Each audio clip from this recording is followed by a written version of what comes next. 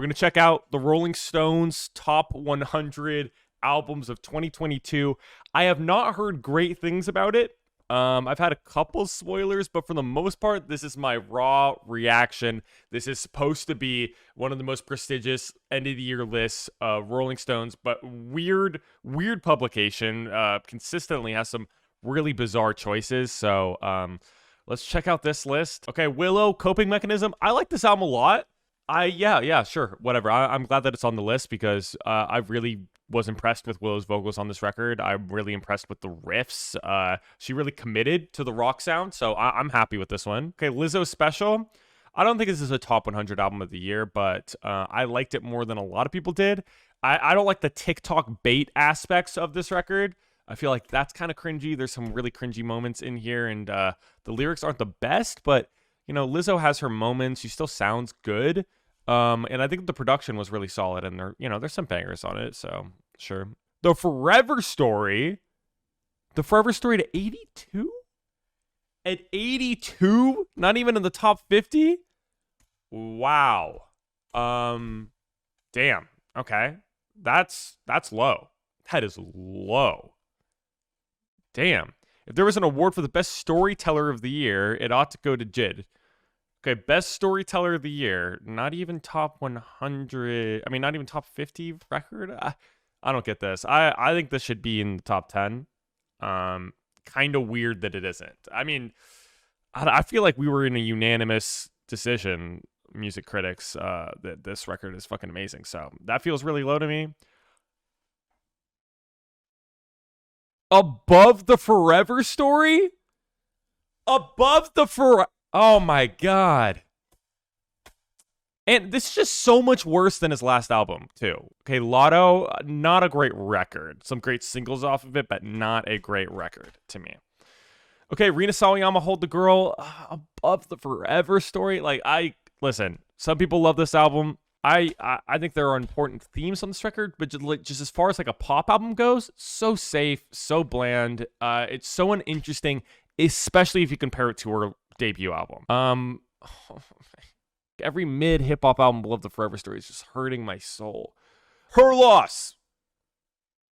It's okay. It's okay. It has some of the worst lines of the year on it. One of the worst songs of the year is on this album. This is not above the Forever Story. I don't know what the fuck is going on. Laura Hell, no, this is like Mitski's worst album in a long time. There is some really goofy production on this album, and the songs that are the great songs are great, but and obviously her songwriting is still really solid, but this is a low point in Mitski's career. We're not just gonna give her a top 100 album of the year for something that's very much below her standards. I think I had a lot of fun with this record. I think this album is really fun, and it actually it's classic sort of Migos. If you like Migos, I don't understand why you wouldn't like this album, but I don't know if it belongs above so many of the records on this list. I don't know about... Oh, what? Wait, hold on. Wait. I didn't hate this album or anything like that. I feel like there is some really catchy songwriting. Are there that many bangers? I don't think so. Like, there's one or two songs that I think are really fun, and like the songwriting actually isn't that bad, but it is the definition of just, this is an album that exists. This is just something that exists to me. Okay, Dawn FM.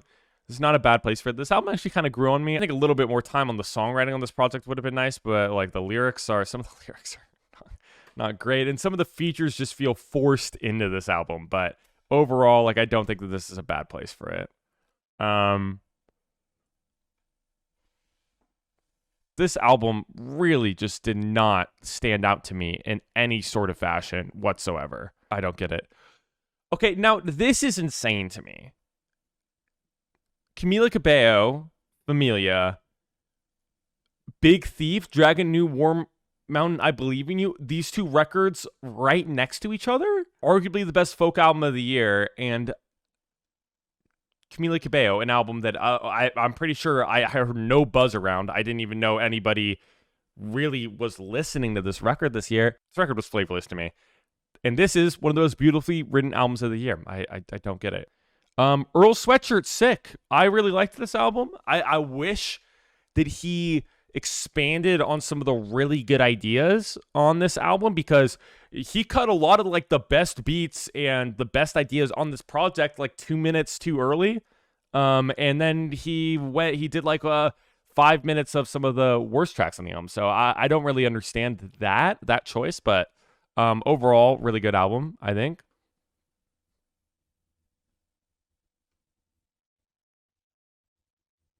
So we're just saying things. So we're just saying things. Hey, I like some Blackpink songs, but we're just, if we're putting this top 25 album above Big Thief, above The Forever Story, above so many albums, and we're just in, and their last album was so much better than this one. Ooh, yeah, I mean, it's got some bangers on it, but like, what? I mean, come on. I mean, hey, listen, I love Charlie as much as the next guy, as much as the next music reviewer, but this is not Charlie's strongest work. It's got some big highlights. Baby's a great song. Constant Repeat is a great song. I just don't see Crash being like, I don't know, call me crazy, but this does not. There are so many better albums. There are so many better records this year, even just in the pop landscape. I think to say this is a top 23. This is 23. 23rd best album of the year. I personally don't see it. I love Charlie, but coming off of like her other records, especially, this was a little bit of a letdown for me. So, what? What? Wait. Wait, no. Okay, no, okay. Okay, we gotta unravel a couple things here. First thing, top 22, like the 22nd best album of the year. No, her loss is below this, like 50 spots below this, and that is just obviously that's obviously a better Drake album. I'm not saying her loss should be that far up here either, but like honestly, never mind. Like the dance record, the Drake House album that everybody forgot about after Renaissance came out. Are we being for real? Oh my God, this project is so half-assed. Oh God, what? Okay, we're just saying things at this point.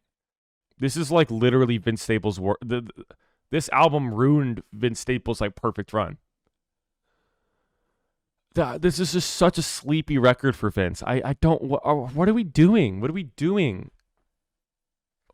This isn't Big Fish Theory. Okay, if this album didn't have like 30 tracks on the tail end of it that were like weird, like TikTok bait pop songs where Megan is like trying her best to make a good chorus and just can't. If it didn't have that, maybe I could see it being in the top 50 or whatever, because the bangers at the beginning, like where Megan's just rapping her ass off, are actually really good. But once you start singing and trying her hand at some trendy pop stuff, this album really falls apart. Okay, Gemini writes, Steve Lacy, another album that I feel like is so solid, but really strange, like best record of the year choice. Like in this really high caliber of album, I don't really see it. But it's a good album, so I guess I can't have too much of a problem with it. Spoon? Yeah. Yeah. Yes. Okay, Kendrick Lamar, Mr. Morale, and Le Big Steppers. Yeah, this is not a bad place for it. Probably going to be somewhere around there on my list. I'm not exactly sure. I need to figure that out, but yeah, this is not a bad place for it at all. Hell yeah. Really good album. Wet Leg. Okay. Love Wet Leg, but top 10. That's high. That's really high. Okay, FKA Twigs. Capra songs. Yeah, sure. Why not? This could be a top 10 record. I have no problem with this being a top 10 record. The beats are nasty on this. I love the sound of it. The kind of glitchy sort of synthetic take on this record is really, really cool. I love FKA Twigs on this album. She sounds so good. The features are killer. This is a fun album from her. I love hearing FKA Twigs just kind of make a mixtape like this. After something like Magdalene, which is just this kind of like big, really thoughtful, conceptual project, and then this is just kind of her having a fun time and making some bangers, and it's great. It's great. Did we listen to the same record? Did I listen to the same album? I forgot this existed immediately after listening to it. Pusha D, It's Almost Dry. I think some of the Kanye beats on this thing lacked. Pharrell really did his thing. Pusha T rapped his ass off. Really good album. Not top 6, but, you know, I'm fine with it. Oh my God. Harry's House? Top 5 record of the year? I don't get I can't see it. I personally, I'm trying my ass off to see it. I cannot see this being a top 5 album of the year. Okay, Rosalia, Motomami, yep. Anywhere else but top 5 is wrong. Anywhere else but top 5, wrong. Permanent spot in everybody's top 5 is where it should be.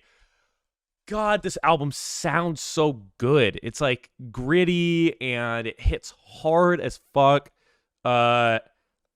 Rosalia's vocals are beautiful. I've been told some of the lyrics are very, very weird and don't make sense a lot. I am not a Spanish speaker. I cannot speak on that. I mean, oh my God, this album is so good. The production, everything about it, the features, everything. This record's great. And James Blake is just on everybody's album this year, so that's interesting.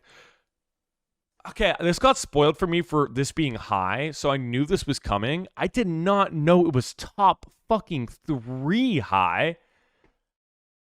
Above Motomami, one of the most disappointing records of the year. Not anywhere close to top 3, let alone top 100. This is not a top 100 album of the year. Okay. Un Verano Sin Ti. Why are there so many tracks on this album? There's so many songs on this album. If this motherfucker Bad Bunny could cut down his records, just cut down your albums, cut them down, I'd be like, sure, he deserves all the critical praise that he gets. But like I want to split most of his albums in half. Not that they're all bad, but it's just like, okay, like I get it, he wants to make money.